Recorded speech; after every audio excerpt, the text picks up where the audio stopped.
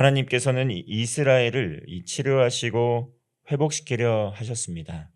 그러나 그 과정에서 이스라엘은 더욱더 모든 죄악이 드러나 버리고 맙니다.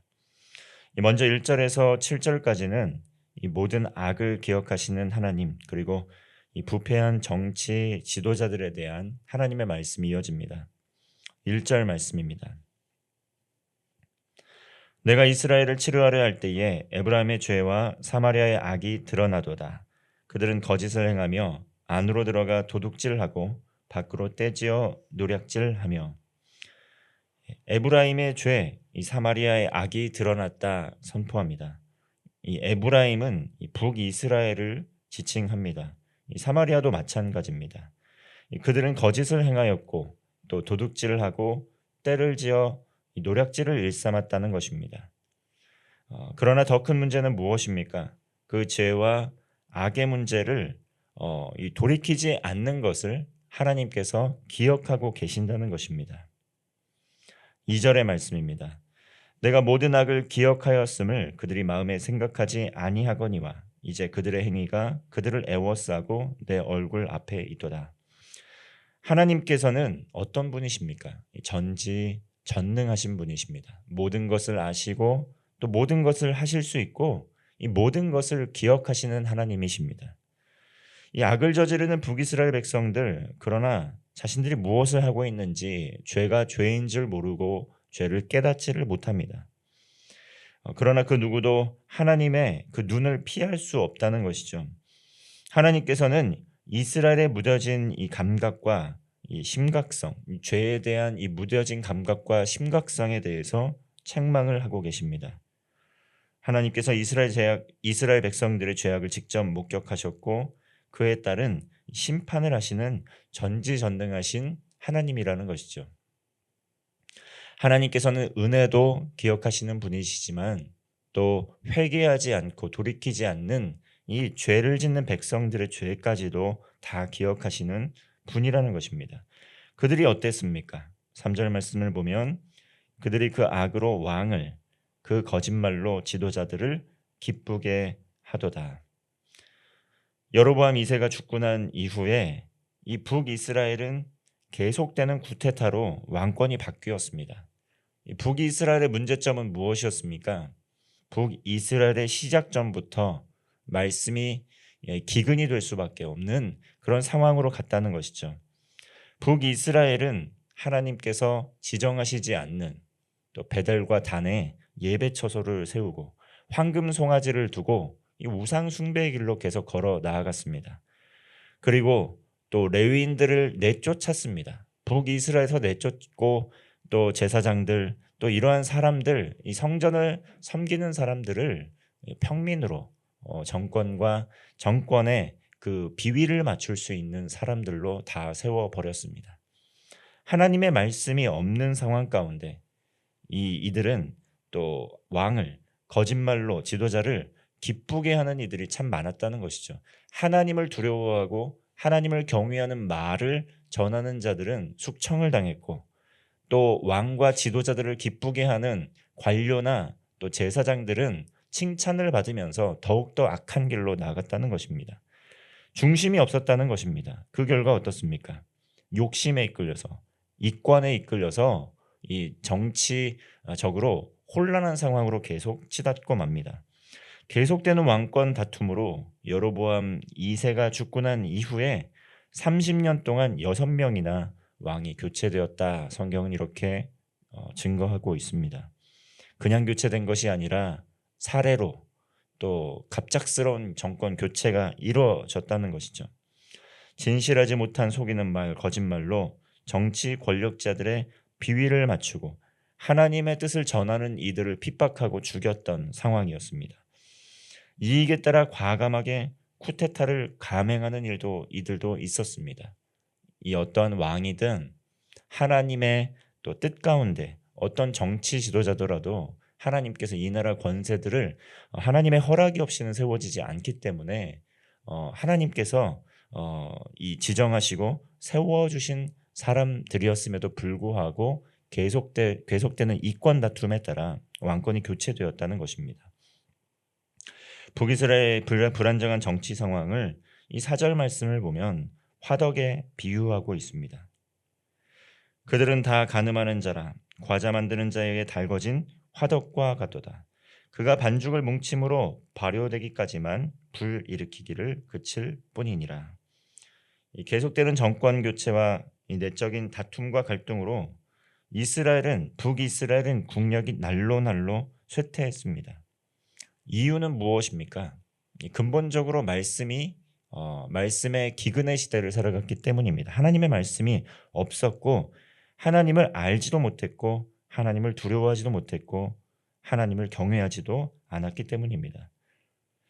8절에서 12절까지 계속해서 이러한 북이스라엘의 교만과 어리석음에 대해서 말씀을 하고 있습니다. 말씀의 기근의 시대를 살아가는 북이스라엘, 교만할 수밖에 없었고 또 어리석은 선택을 할 수밖에 없었다는 것입니다.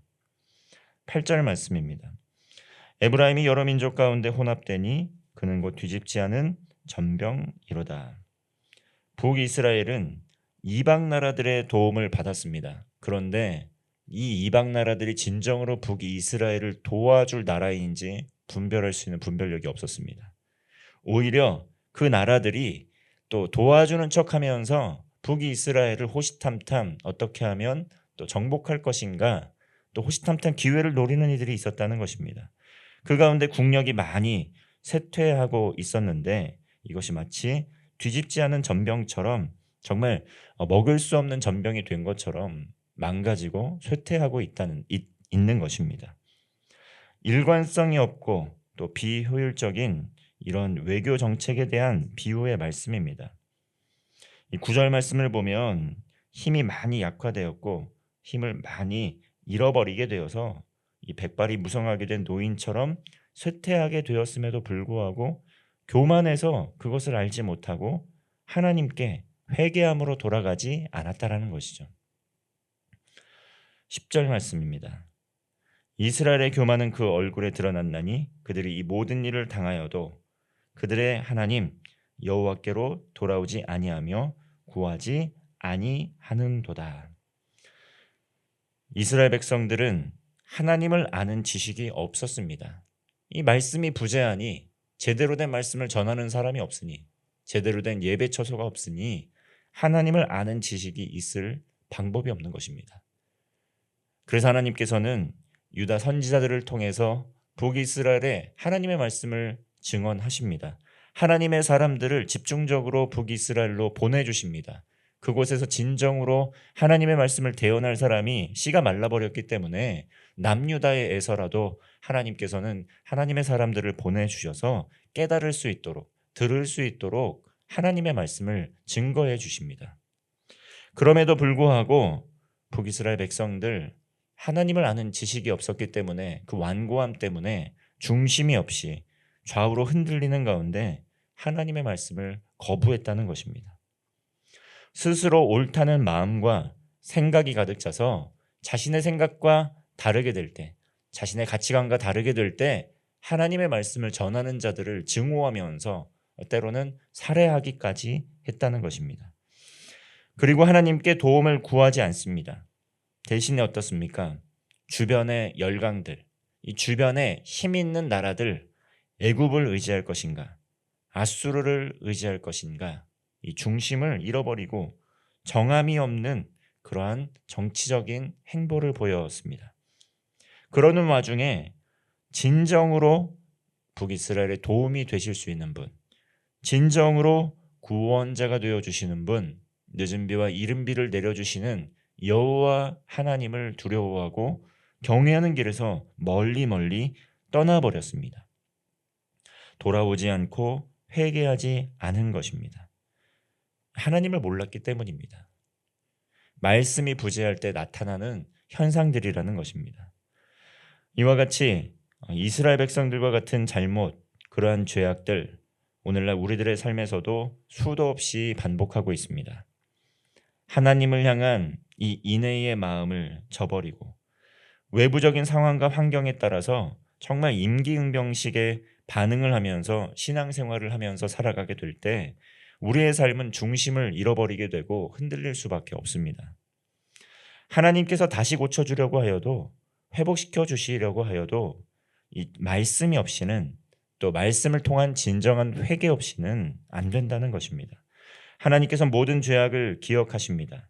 그러므로 우리는 하나님의 말씀을 듣게 될 때 그 말씀을 통해 우리의 삶을 돌아보고 진정으로 하나님의 말씀 앞에 회개함으로 나아가야 된다는 것입니다. 여호와를 힘써 하는 가운데 여호와 하나님께로 돌아가야 한다는 것입니다. 전심으로 또한 진심으로 돌아가야 한다는 것입니다. 그리고 먼저 우리 나라를 위해 기도해야 됩니다. 개인의 그런 성공과 또 개인의 안위에 앞서서 이 나라와 민족을 위해 우리는 기도해야 됩니다. 어느 나라를 의지하는 것이 우리나라 안보에 가장 이득이 될까 헤아리기에 앞서서 우리나라가 먼저 하나님 앞에 진정으로 회개하는 하나님 나라가 되기를 위하여 기도해야 됩니다. 하나님을 기쁘시게 하는 나라, 또한 하나님의 영광을 위하여 쓰임받는 나라와 민족이 되도록 기도해야 합니다.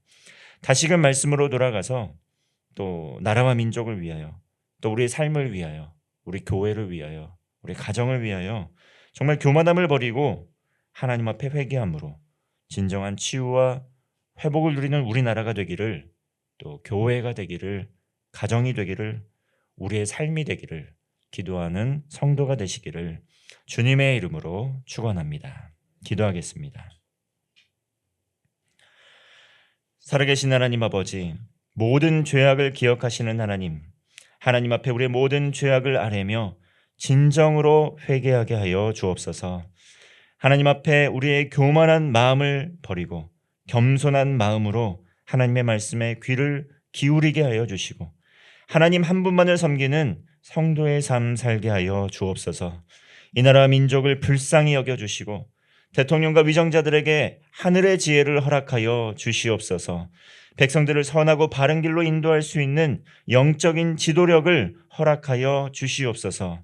교회와 가정, 또한 하나님의 말씀을 맡은 사역자들, 하나님을 경외하게 하시고 하나님을 두려워하는 마음으로 믿음으로 복음을 선포하는 사명 잘 감당케 하여 주옵소서. 삶의 모든 자리에서 빛과 소금의 역할을 감당하는 하루가 되기를 원하오며 우리 구주 예수 그리스도의 이름으로 기도하옵나이다. 아멘.